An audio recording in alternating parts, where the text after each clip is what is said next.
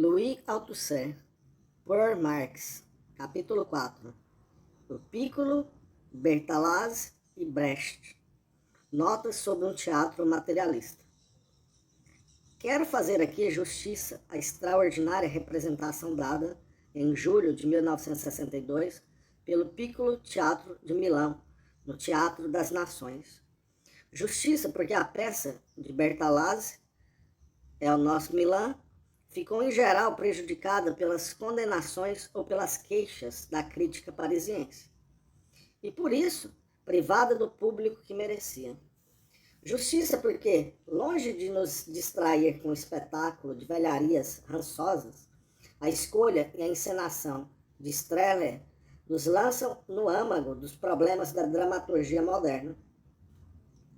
Vão me perdoar, em razão do entendimento da sequência, por contar brevemente a peça de Bertolazzi. O primeiro dos 3 atos é o Tivoli de Milão, dos anos de 1890. Um Luna Park popular, miserável, na névoa densa de uma noite de outono. Essa névoa é já outra Itália diferente das dos nossos mitos. E esse povo que deambula no fim do dia entre as barracas, as cartomantes, o circo e todas as atrações da feira. Desempregados, pequenos artífices, pedintes, moças procurando futuro, velhos e velhas à espreita de algum tostão, militares um pouco bêbados, batedores de carteira perseguidos pela polícia. Esse povo também não é o povo dos nossos mitos, e sim um subproletariado, que passa o tempo como pode, antes da sopa, não para todos, e da noite. Uns bons 30 personagens que vão e vêm nesse espaço vazio, aguardando não se sabe o quê. Que algo comece, talvez, o espetáculo? Não, pois eles permanecerão diante das portas, aguardando que algo comece, em geral, em sua vida, na qual nada acontece. Aguardam. No entanto, no fim do ato, aparece repentinamente o esboço de uma história, a figura de um destino. Uma jovem, Nina, olha, com toda a sua alma transfigurada pelas luzes do circo, através de um rasgão da lona. O palhaço que faz seu número perigoso. A noite chegou. Por um segundo, o tempo fica suspenso. Então já à espreita. O togaço, o mau rapaz que quer agarrá-la. Breve desafio, recuo, partida. Está ali um velho engolidor de fogo. O pai que viu tudo. Alguma coisa se urdiu que poderia ser um drama. Um drama? O segundo ato esqueceu-o completamente. Estamos em pleno dia, no imenso local de uma sopa popular. Ainda aí uma multidão de gente modesta, mas outros personagens. Os mesmos ofícios da miséria e do desemprego, escombros do passado, dramas ou risos do presente, pequenos artesãos, mendigos, um cocheiro, um velho garibaldiano, mulheres. Ademais, alguns operários que constroem a fábrica, destacando-se desse lumpen proletariado. Eles já falam de indústria, de política e quase de futuro, mas a custo e ainda mal. É o avesso de Milão, 20 anos depois da conquista de Roma e os Faustos do Risorgimento. O rei e o papa estão em seus tronos e o povo na miséria. Sim, o dia do segundo ato é bem a verdade da noite do primeiro. Esse povo não tem mais história na vida do que em seus sonhos. Subsiste, é tudo, come. Somente os operários vão embora ao toque da sirene. Come e aguarda. Uma vida em que nada acontece. Depois, no fim do ato, sem razão aparente, Nina volta ao palco e com ela o drama. Sabemos que o palhaço morreu. Pouco a pouco, os homens e as mulheres partem. O togaço surge, obriga a moça a beijá-lo, a dar-lhe os tostões que tem. Apenas alguns gestos. O pai aparece. Nina chora na ponta da longa mesa. Ele não come, bebe. Matará o togaço, a faca, após uma luta selvagem. Em seguida fugirá, desvairado, abatido por seu ato. Aí, ainda um breve relâmpago, depois de uma longa estagnação. No terceiro ato é o amanhecer, no asilo noturno das mulheres. Velhas, encostadas à parede, sentadas, falam, calam-se. Uma camponesa forte, radiante de saúde, retornará à sua terra. Mulheres passam, desconhecidas para nós, sempre as mesmas. A senhora benfeitora levará todos os seus à missa, quando tocarem os sinos. Depois, esvaziado o palco, ressurge o drama. Nina dormia no asilo. O pai vem vê-la pela última vez antes da prisão, que ela saiba, ao menos, que ele matou por ela, pela sua honra. Mas subitamente tudo se inverte. É Nina que se ergue contra o pai, contra as ilusões e as mentiras com que ele a alimentou, contra os mitos pelos quais ele vai perecer. Pois ela se salvará, sozinha, já que é preciso. Ela deixará esse mundo, que não é senão noite e miséria, e entrará no outro, onde reina o prazer e o ouro. O Togaço tinha razão. Ela pagará o preço que for preciso, vender-se-á, mas do lado da liberdade e da verdade. As sirenes tocam agora. O pai, que é apenas um corpo ao quebrado, beijou-a, depois partiu. As sirenes continuam a tocar. Nina, empertigada, sai na luz do dia. 2. Eis condensados, em algumas palavras, os temas dessa peça e sua ordem de aparição. Poucas coisas, em suma, o suficiente, contudo, para alimentar mal-entendidos, mas o suficiente também para os dissipar e descobrir, abaixo da superfície, uma espantosa profundidade. O primeiro mal-entendido é, naturalmente, a acusação de, abre aspas, melodrama miserabilista, fecha aspas. Mas basta ter vivido o espetáculo ou refletir sobre sua economia para se desfazer dele. Pois se contém elementos melodramáticos, o drama inteiro é apenas sua crítica. É o pai que vive a história da filha no gênero do melodrama, não somente a aventura da filha, mas, antes de tudo, a própria vida no seu relacionamento com a filha. Foi ele que inventou para ela a ficção de uma condição imaginária e a criou nas ilusões do coração. É ele que tenta desesperadamente dar corpo e sentido às ilusões com que alimentou a filha. Quando a quer manter pura de todo contato com o mundo que lhe escondeu e quando, desesperando de se fazer ouvir por ela, mata aquele que traz o mal, o Togaço. Então ele vive real e intensamente os mitos que forjou para poupar a filha da lei deste mundo. O pai é, portanto, a própria figura do melodrama, a lei do coração que se engana sobre a lei do mundo. É justamente essa inconsciência deliberada que Nina recusa. Ela faz sua experiência real do mundo. Com o palhaço morreram seus sonhos de adolescência. O Togaço abriu-lhe os olhos, varrendo os mitos da infância e, junto, os mitos do pai. Sua própria violência libertou-a das palavras e dos deveres. Ela finalmente viu esse mundo nu e cruel, onde a moral não é senão mentira. Compreendeu que sua salvação estava unicamente em suas mãos e que não podia passar ao outro mundo a não ser fazendo dinheiro com um único bem à sua disposição, a juventude de seu corpo. A grande explicação do fim do terceiro ato é mais do que a explicação de Nina com o pai. É a explicação do mundo sem ilusões, com as miseráveis ilusões do coração. É a explicação do mundo real com o mundo melodramático. A conscientização dramática que joga no nada os mitos melodramáticos, esses mesmos de que foram acusados Bertolazzi e Streller. Os que tinham essa razão de queixa podiam simplesmente descobrir na peça a crítica que lhe queriam dirigir da sala. Mas uma segunda razão, mais profunda, dissipa esse mal-entendido. Acreditei sugeri-la, resumindo, abre aspas, o aparecer, fecha aspas, da peça, quando mostrei o ritmo estranho de seu tempo. Eis, com efeito, uma peça singular por sua dissociação interna. Observou-se que os três atos representam a mesma estrutura e quase o mesmo conteúdo. A coexistência de um tempo vazio, longo e lento, a ser vivido, e de um tempo cheio, breve, com relâmpago, como um relâmpago. A coexistência de um espaço povoado por uma multidão de personagens, com relações mútuas, acidentais ou episódicas, e de um espaço curto, urdido num conflito mortal e habitado por três personagens, o pai, a filha, o togaço. Noutros termos, eis uma peça onde aparecem cerca de 40 personagens, mas cujo drama abrange apenas três.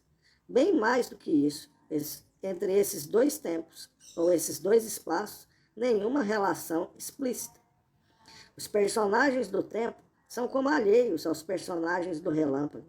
Cedem-lhes regularmente o lugar, como se a breve tempestade do drama os expulsasse do palco, para voltar no ato seguinte, sob outros rostos, uma vez desaparecido esse instante alheio ao ritmo deles.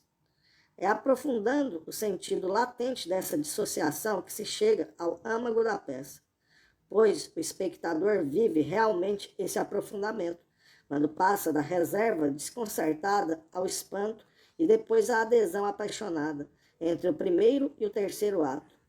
Gostaria apenas de refletir aqui esse aprofundamento vivido e dizer em voz alta esse sentido latente que afeta contra sua vontade o espectador. Ora, eis a questão decisiva. Como pode ocorrer que essa dissociação seja expressiva a esse ponto? E dissociação de quê?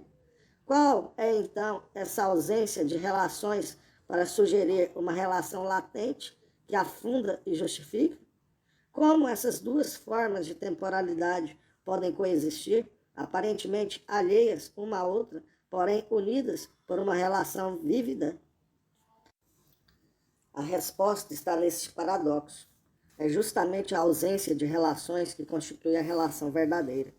É conseguindo figurar e fazendo viver essa ausência de relações que a peça alcança seu sentido original.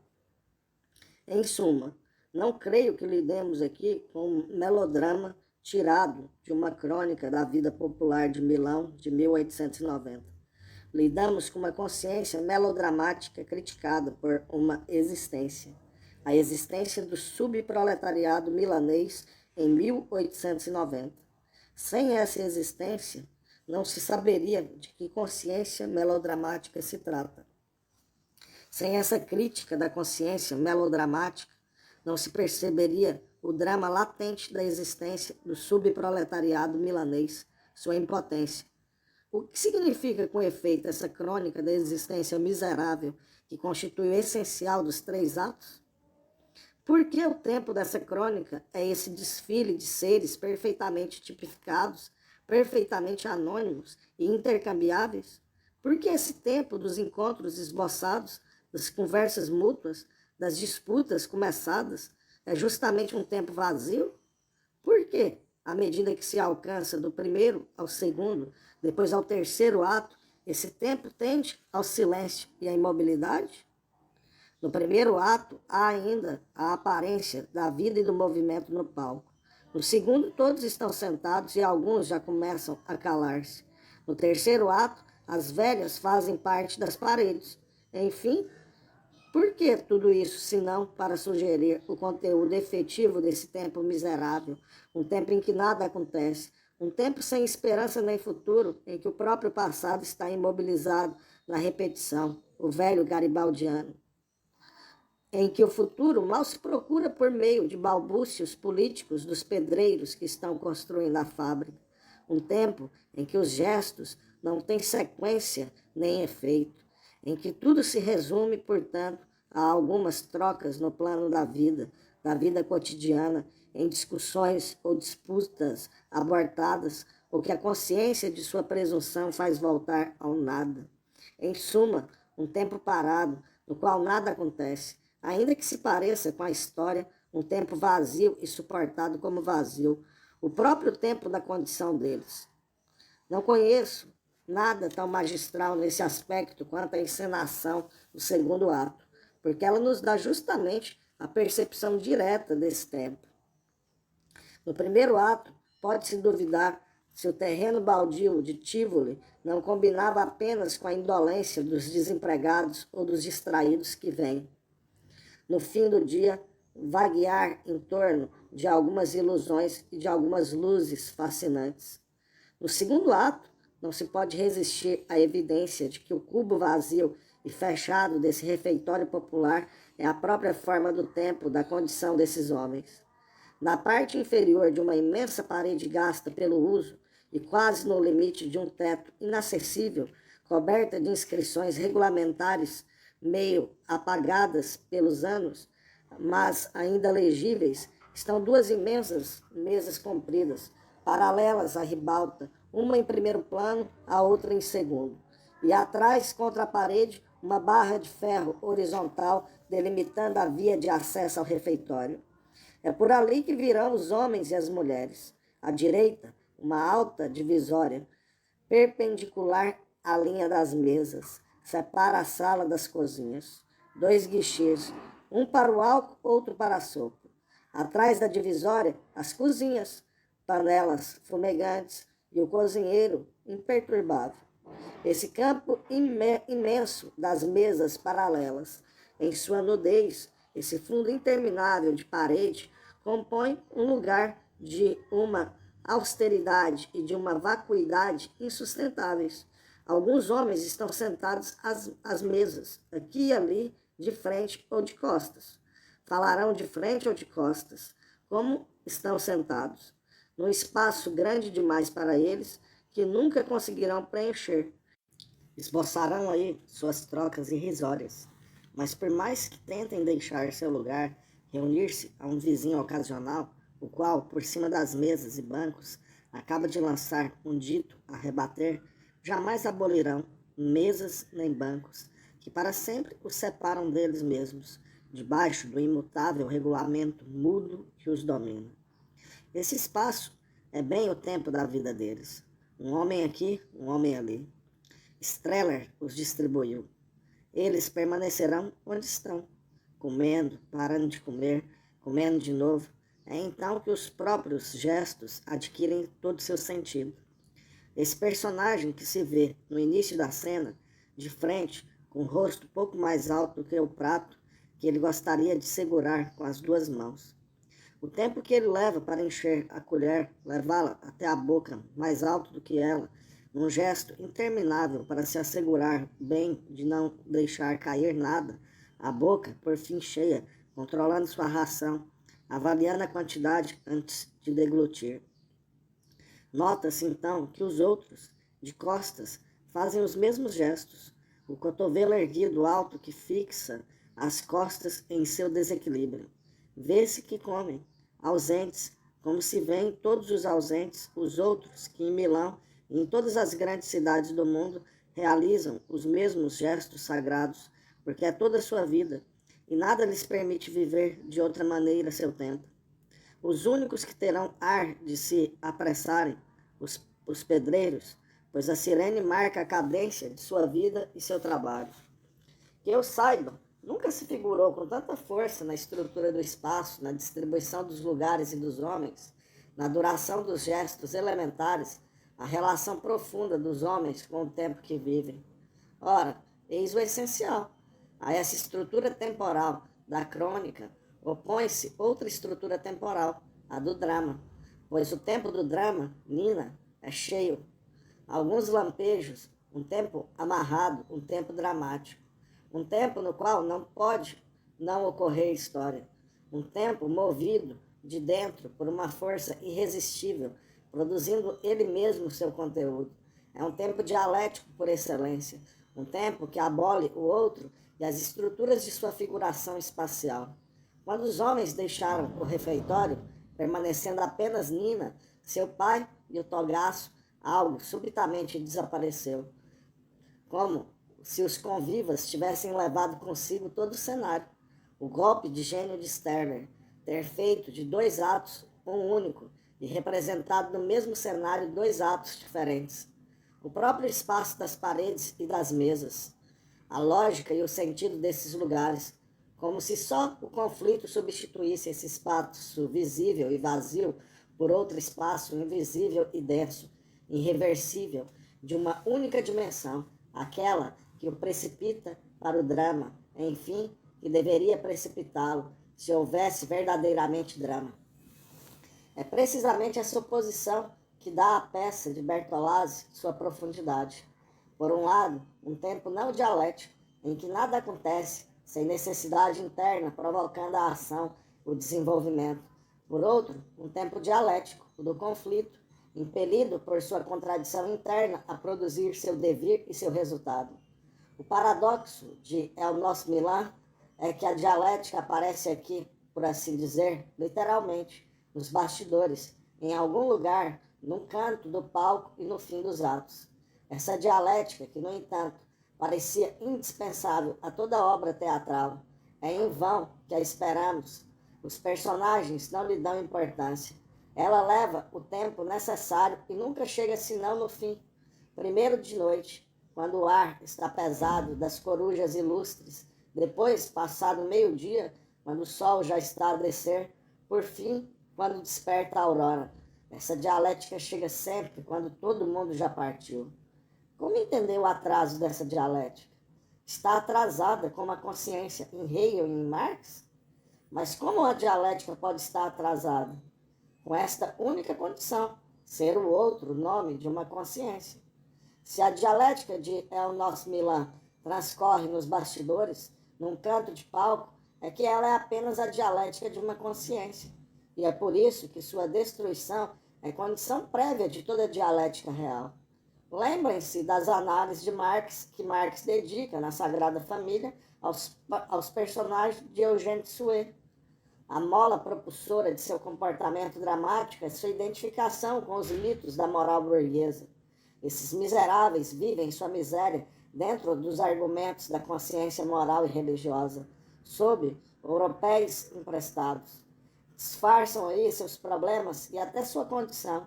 O melodrama, nesse sentido, é realmente uma consciência alheia aplicada sobre uma condição real. A dialética da consciência melodramática só é possível a este custo, que essa consciência seja emprestada de fora, do mundo dos álibis, das sublimações e das mentiras da moral burguesa, e seja, no entanto, vivida como a consciência mesma de uma condição, a camada mais baixa do povo, no entanto, radicalmente alheia a essa consciência. Consequência entre a consciência melodramática, de um lado, e a existência dos personagens do melodrama, do outro. Não pode existir, propriamente falando, contradição. A consciência melodramática não é contraditória em suas condições. É uma consciência totalmente outra, imposta de fora, com uma condição determinada, mas sem relação dialética com ela.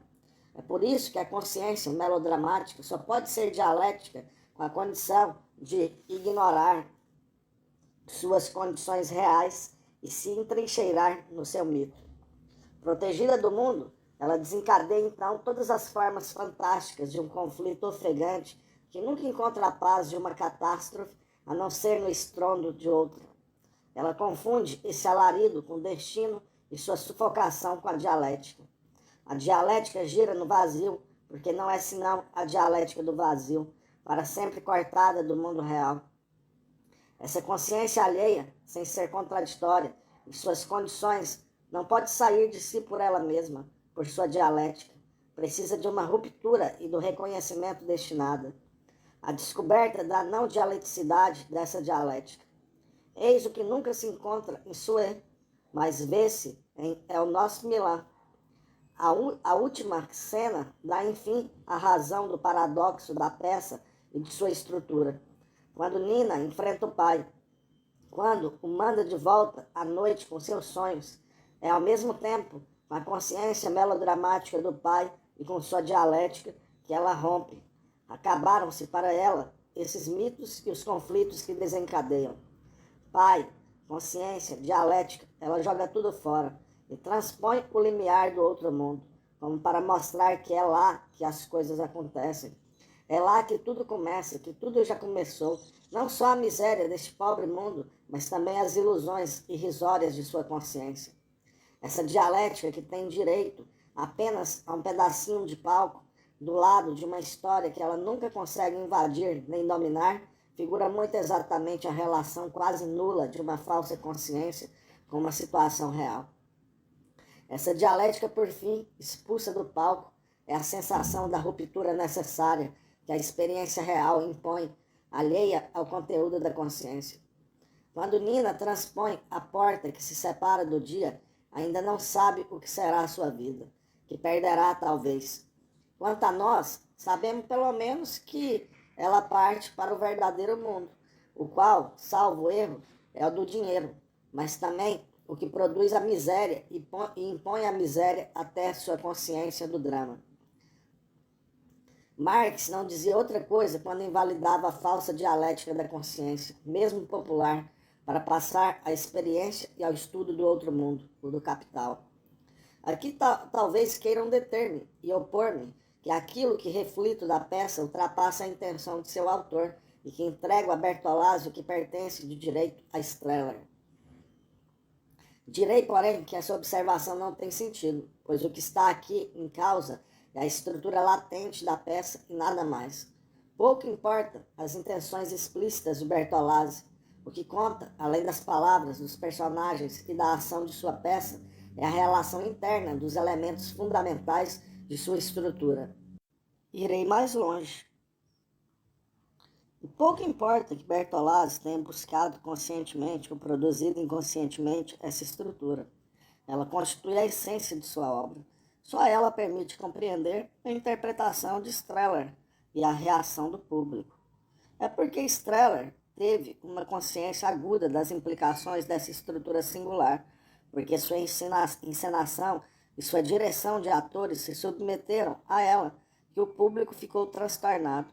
A emoção dos espectadores não se explica só pela presença dessa vida popular minuciosa, nem pela miséria desse povo, que, no entanto, vive e sobrevive um dia após o outro, aguentando seu destino, assumindo a desforra do riso, por vezes da solidariedade, por instantes, do silêncio quase sempre, nem pelo drama relâmpago de Nina, de seu pai e do Togaço, mas fundamentalmente pela percepção inconsciente dessa estrutura e de seu sentido profundo. Essa estrutura não está exposta em nenhum lugar. Em nenhum lugar constitui o objeto de um discurso ou de uma troca. Em nenhum lugar é perceptível diretamente na peça como se perceberia tal personagem visível ou o desenrolar da ação. Ela está lá, no entanto, na relação tácita do tempo do povo e do tempo do drama, em seu desequilíbrio mútuo, em seu constante intercâmbio e, finalmente, em sua crítica verdadeira e decepcionante. É essa dilacerante relação latente, essa tensão aparentemente insignificante, porém decisiva, que a encenação de Strehler dá a perceber ao público, sem que ele possa traduzir diretamente essa presença em termos de consciência clara. Sim, esse público aplaudia na peça algo que ultrapassava talvez seu autor, mas que Strehler lhe dera um sentido escondido, mais profundo que as palavras e os gestos, mais profundo que o destino imediato dos personagens, vivendo esse destino sem jamais poder refleti-lo. A própria Nina, que é para nós a ruptura e o começo, e a promessa de outro mundo e de outra consciência, não sabe o que faz. Aqui, verdadeiramente, pode-se dizer, com toda razão, que a consciência está atrasada, pois mesmo ainda cega, é uma consciência que visa, enfim, ao mundo real. 3. Se essa experiência refletida tem fundamento, ela pode esclarecer outras, interrogando-as sobre seu sentido. Pensa aqui nos problemas colocados pelas grandes peças de Brecht, os quais, a princípio, talvez não tenham sido perfeitamente resolvidos pelo recurso aos conceitos de efeito de distanciamento ou de teatro épico. Estou extremamente impressionado pelo fato de a estrutura latente, dissimétrica, crítica, a estrutura da dialética de bastidores que se encontra na peça de Bertolazzi ser, no essencial, igualmente, a estrutura de peças como Mãe Coragem e seus filhos, e mais do que qualquer outra, a vida de Galileu. Ali também lidamos com formas de temporalidade que não chegam a integrar-se uma na outra, que não têm relação uma com a outra, que coexistem, se cruzam, mas nunca se encontram, por assim dizer. Acontecimentos vividos que se urdem em dialética, localizada à parte e como no ar. Obras marcadas por uma dissociação interna, por uma alteridade sem resolução. É a dinâmica dessa estrutura latente específica, em particular a coexistência sem relação explícita de uma temporalidade dialética e de uma temporalidade não dialética, que funda a possibilidade de uma verdadeira crítica das ilusões da consciência, que se crê e se toma sempre por dialética, de uma verdadeira crítica da falsa dialética, conflito, drama, etc., pela realidade desconcertante que constitui seu fundo e aguarda ser reconhecida. Assim, a guerra, em Mãe Coragem, diante dos dramas pessoais de sua cegueira, das falsas urgências de sua avidez. Assim, em A Vida de Galileu, essa história mais lenta que a consciência impaciente do verdadeiro, essa história, ademais, desconcertante para uma consciência que não chega nunca a responsabilizar-se de forma duradoura no tempo de sua curta vida. É essa confrontação tácita de uma consciência, vivendo no modo dialético dramático sua própria situação e acreditando que o mundo inteiro é movido por suas próprias molas propulsoras e de uma realidade indiferente, outra, a respeito dessa pretensa dialética e aparentemente não dialética, que permite a crítica imanente das ilusões da consciência. Pouco importa que as coisas sejam ditas, elas são ditas em breche na forma de apólogos ou de songs, ou não. Não são palavras que, em última instância, efetuam essa crítica. São as relações e as não relações internas de força entre os elementos da estrutura da peça. É que não há verdadeira crítica senão imanente e primeiramente real e material antes de ser consciente. Também me pergunto se não se pode considerar essa estrutura dissimétrica, descentrada, essencial a toda tentativa teatral de caráter materialista. Se fôssemos mais adiante na análise dessa condição, reencontraríamos facilmente este princípio fundamental em Marx, de que não é possível que alguma forma de consciência ideológica contenha nela mesma como sair de si pela sua própria dialética interna, que não há, no sentido estrito, uma dialética da consciência desembocando pela virtude de suas próprias contradições na própria realidade. Em suma, que toda fenomenologia, no sentido hegeliano, é impossível, pois a consciência acessa o real não pelo seu desenvolvimento interno, mas pela descoberta radical do outro. É nesse sentido muito preciso que Brecht alterou a problemática do teatro clássico, quando renunciou a tematizar na forma de uma consciência de si o sentido e as suas implicações de uma peça. Quero dizer com isso que, para produzir no espectador uma nova consciência verdadeira e ativa, o mundo de Brecht deve necessariamente excluir de si toda pretensão e recair em si e afigurar exaustivamente na forma de uma consciência de si. O teatro clássico seria preciso excluir Shakespeare e Molière e se perguntar por suas exceções, nos dava o drama, suas condições e sua dialética inteiramente refletidos na consciência espetacular de um personagem central. Em suma, refletia seu sentido total em uma consciência, num ser humano falando, agindo, meditando, tornando-se para nós o próprio drama. E talvez não seja por acaso que essa condição formal da estética clássica, a unidade central de uma consciência dramática que comanda as outras famosas unidades, esteja em estreita relação com seu conteúdo material.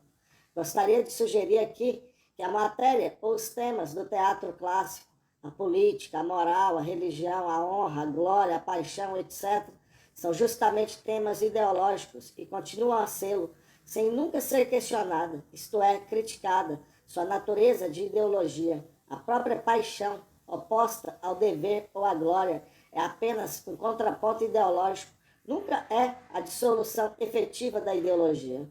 Mas o que é concretamente essa ideologia? Não criticada, senão simplesmente os mitos familiares, bem conhecidos e transparentes, nos quais se reconhece e não se conhece uma sociedade ou um século? O espelho em que ela se reflete para se reconhecer, esse espelho que deveria precisamente quebrar para se reconhecer? O que é a ideologia de uma sociedade ou de um tempo, senão a consciência de si dessa sociedade ou desse tempo? Quer dizer, uma matéria imediata que implica, procura e naturalmente encontra espontaneamente sua forma na figura da consciência de si, vivendo a totalidade de seu mundo, da transparência de seus próprios mitos? Não quero colocar aqui a questão de saber por que esses mitos, a ideologia como tal, não foram geralmente questionados no período clássico. Basta-me poder concluir que um tempo desprovido de crítica real de si, não dispondo nem dos meios nem da necessidade de uma teoria real da política, da moral e da religião, devia tender a se figurar e a se reconhecer num teatro não crítico, ou seja, num teatro cuja matéria ideológica exigia as condições formais de uma estética da consciência de si. Ora, precisamente, Brecht não rompe com essas condições formais, senão porque já rompeu com suas condições materiais. O que ele quer produzir, acima de tudo, é uma crítica da ideologia espontânea na qual os homens vivem. É por isso que ele deve necessariamente excluir de suas peças essa condição formal da estética, da ideologia, que é a consciência de si, e seus derivados clássicos, as regras da unidade. Em Brecht, falo das grandes peças, nenhum personagem abarca em si, numa forma refletida, a totalidade das condições do drama. Em Brecht, a consciência de si, total, transparente, o espelho do drama completo, é apenas a figura da consciência ideológica, que mantém o mundo inteiro no drama dela, com a ressalva de que esse mundo não é senão o da moral, da política e da religião, em suma, dos mitos e das drogas. Nesse sentido, suas peças são necessariamente descentradas, porque não podem ter centro, porque partindo da consciência ingênua, empanturrada de ilusões, ele recusa fazer dela esse centro do mundo que ela quer ser. É por isso que o centro está aí, se ouso dizer, sempre ao lado. E na medida em que se trata de uma desmistificação da consciência de si, o centro é sempre diferido, está sempre além no movimento de ultrapassar a ilusão rumo ao real. É por essa razão fundamental que a relação crítica, que é produção real, não pode ser tematizada por si mesma. É por isso que nenhum personagem é, em si mesmo, a moral da história, salvo quando um deles avança para a ribalta, retira a máscara e, acabada a peça, tira a lição. Mas então, ele não é mais do que um espectador que a reflete de fora, ou antes lhe prolonga o movimento. Abre aspas, não podemos fazer melhor, agora é a vez de vocês procurarem fazê-lo, fecha aspas. Vê-se, sem dúvida, por que é necessário, então, falar da dinâmica da estrutura latente da peça.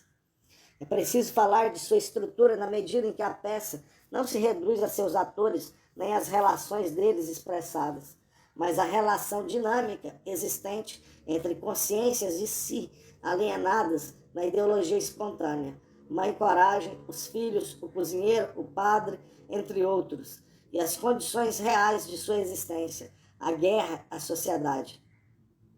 Essa relação abstrata nela mesma, abstrata no que se refere às consciências de si, pois esse abstrato é o verdadeiro concreto, não pode ser figurada e apresentada por personagens, seus gestos, seus atos e sua história, senão como uma relação que emprega elementos estruturais abstratos. Exemplo, as diferentes formas da temporalidade em É o Nosso Milan, a exterioridade das massas dramáticas, etc., seu desequilíbrio e, portanto, sua dinâmica. Essa relação é necessariamente latente, na medida em que não pode ser tematizada exaustivamente por nenhum personagem sem arruinar todo o projeto crítico. É por isso que, se tal relação permanece implicada em toda a ação, na existência e nos gestos de todos os personagens, ela é o sentido profundo deles, transcendendo sua consciência, e por esse fato obscura para eles, visível para o espectador na medida em que é invisível para os atores, e por esse fato visível para o espectador como uma percepção que não é dada, mas deve ser discernida, conquistada e retirada da sombra original que a envolve e, no entanto, a engendra. Essas observações permitem, então, talvez, precisar o problema levantado pela teoria brechtiana do efeito de distanciamento. Com isso, Brecht queria criar entre o público e a peça representada uma nova relação, uma relação crítica e ativa. Queria romper com as formas clássicas da identificação, que suspendiam o público ao destino do herói e investiam todas as suas forças afetivas na catarse teatral. Ele queria distanciar o espectador do espetáculo, mas numa situação tal que fosse incapaz de fugir dele, ou de simplesmente fruí-lo. Em suma, queria fazer do espectador o ator que acabaria a peça inacabada, mas na vida real. Essa profunda tese de Brecht foi talvez demasiadas vezes interpretada em função unicamente dos elementos técnicos do distanciamento, banimento de todo efeito no jogo dos atores, de todo lirismo e de todo patos, representação moral, austeridade da encenação, como para apagar todo o relevo atraindo o olho, conferir as cores de terra escura e cinza de má coragem, luz uniforme, painéis comentários para fixar no espírito do leitor no contexto exterior da conjuntura, a realidade, etc. Essa tese deu igualmente lugar a interpretações psicológicas centradas no fenômeno da identificação, com seu suporte clássico, o herói. Pôde-se estabelecer o desaparecimento do herói, positivo ou negativo, portador da identificação, como a própria condição do efeito de distanciamento, fim do herói, fim da identificação, vinculando-se, aliás, a supressão do herói à concepção materialista de Brecht. São as massas que fazem a história, e não os heróis. Ora, eu me pergunto se essas interpretações não se detêm em noções importantes, de certo, mas não determinantes, e se não é preciso ir além das condições técnicas e psicológicas para compreender que essa relação crítica muito particular possa constituir-se na consciência do espectador. Em outros termos, para que nasça uma distância entre o espectador e a peça, de certa maneira é preciso que essa distância seja produzida no interior da própria peça, não só em seu tratamento técnico ou na modalidade psicológica dos personagens. São eles verdadeiramente heróis ou anti-heróis? Em Mãe Coragem, a filha muda em cima do telhado, que se torna alvo dos arcabuzeiros, porque toca seu infernal tambor para alertar a cidade, que não sabe que um exército se precipitava sobre ela, não é, de fato, um herói positivo? A identificação não ocorre provisoriamente com esse personagem secundário. É dentro da própria peça, na dinâmica de sua estrutura interna, que é produzida e figurada essa distância simultaneamente crítica das ilusões da consciência e desprendimento de suas condições reais. É preciso partir daí. A dinâmica da estrutura latente produz essa distância na própria peça, para colocar o problema da relação do espectador com o espetáculo, ainda que Brecht inverte a ordem estabelecida. No teatro clássico, tudo podia parecer simples. A temporalidade do herói era a única temporalidade. Todo o resto lhe era subordinado. Seus próprios adversários eram, à sua medida, isso era necessário para que pudessem ser seus adversários. Eles viviam o tempo dele, seu ritmo, estavam na sua dependência, não eram senão sua dependência. O adversário era precisamente seu adversário. No conflito, ele lhe pertencia tanto quanto ele mesmo a si. Era seu duplo, seu reflexo, seu contrário, sua noite, sua tentação, sua própria inconsciência voltada contra ele mesmo. Sim, seu destino era realmente, como Hegel escreveu, a consciência de si como de um inimigo. Por isso, O conteúdo do conflito se identificava com a consciência de si do herói, e muito naturalmente o espectador parecia viver a peça identificando-se com o herói, ou seja, com seu próprio tempo, com sua própria consciência, o único tempo e a única consciência que lhe eram ofertados.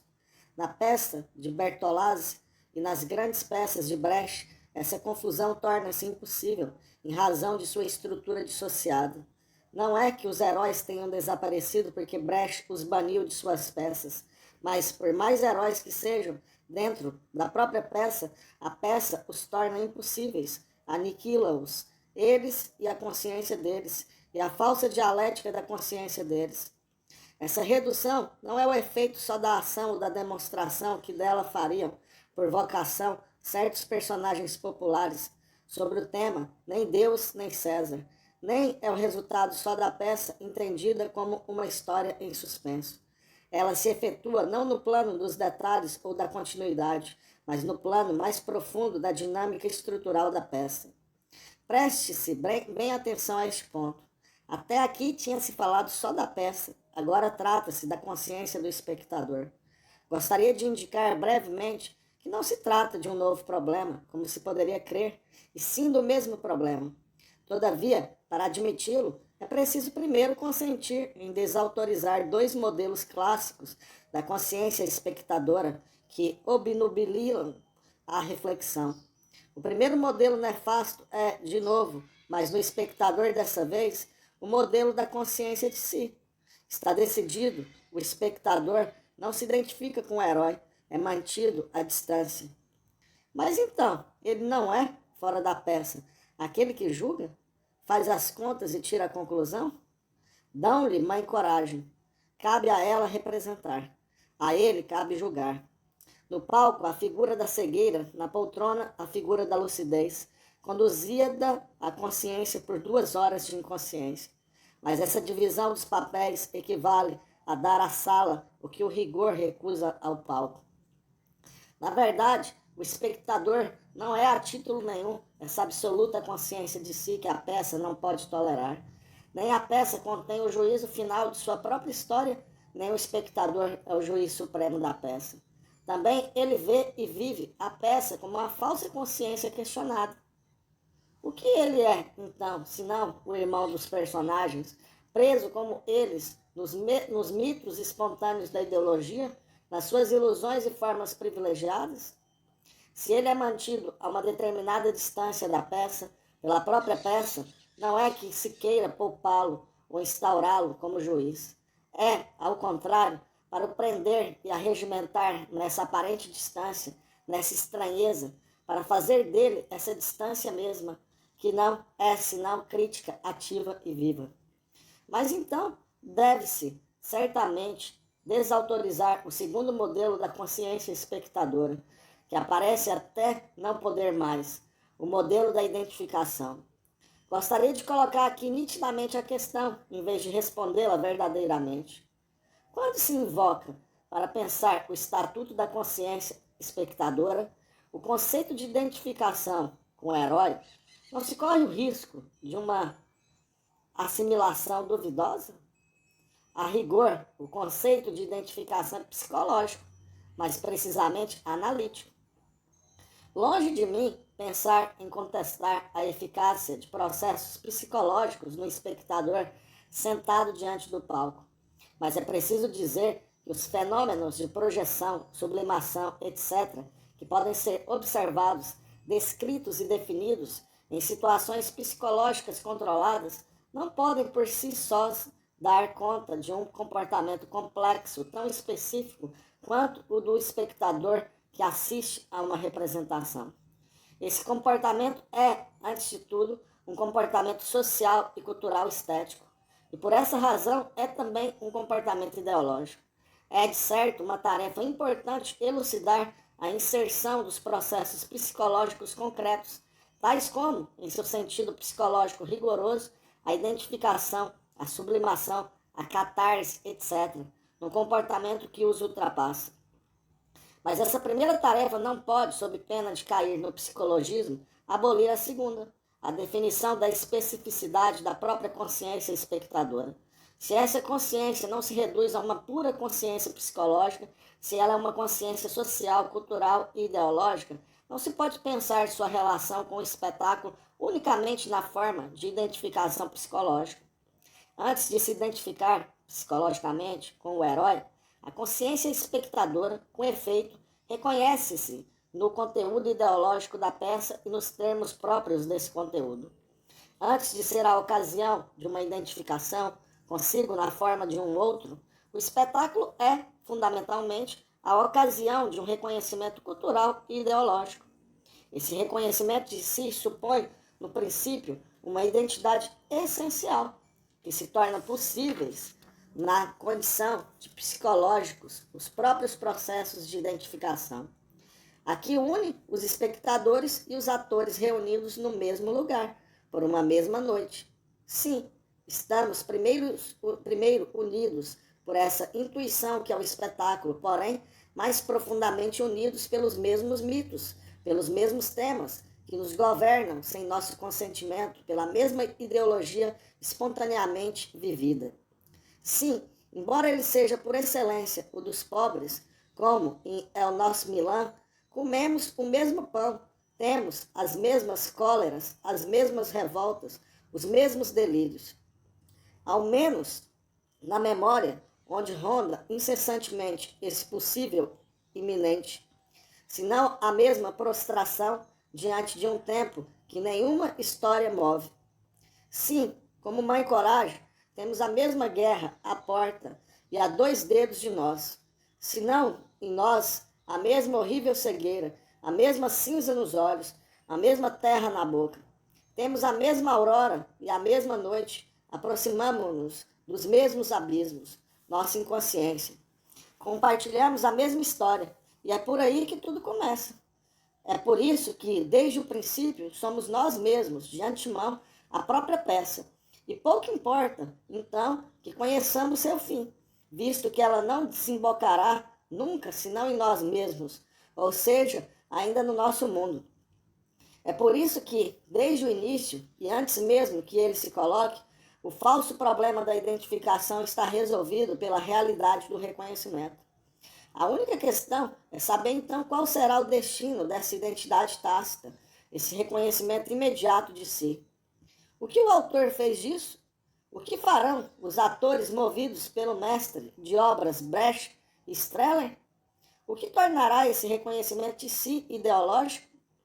Esgotar-se na dialética da consciência de si, aprofundando seus mitos sem jamais se livrar deles?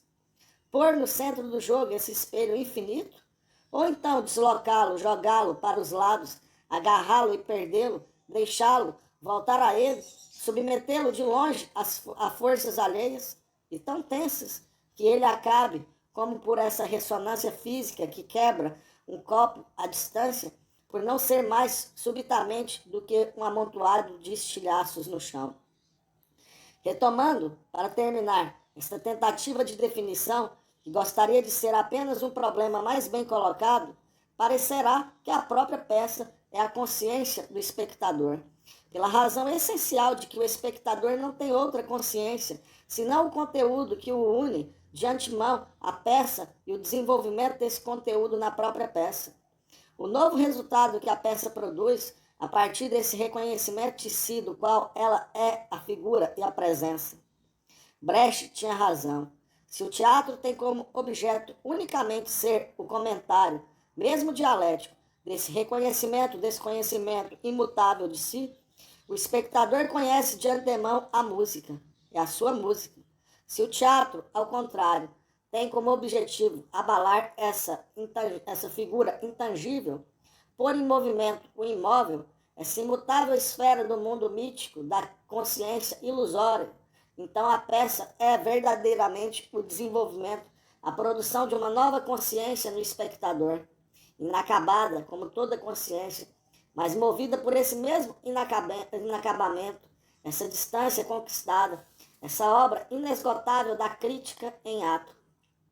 A peça é verdadeiramente a produção de um novo espectador, esse ator que começa quando acaba o espetáculo, que só começa para acabá-lo, mas na vida. Olho para trás, e subitamente, irresistível, assalta-me a pergunta: não seriam estas páginas, à sua maneira, desajeitada, apenas essa peça desconhecida de uma noite de junho? É o nosso Milan?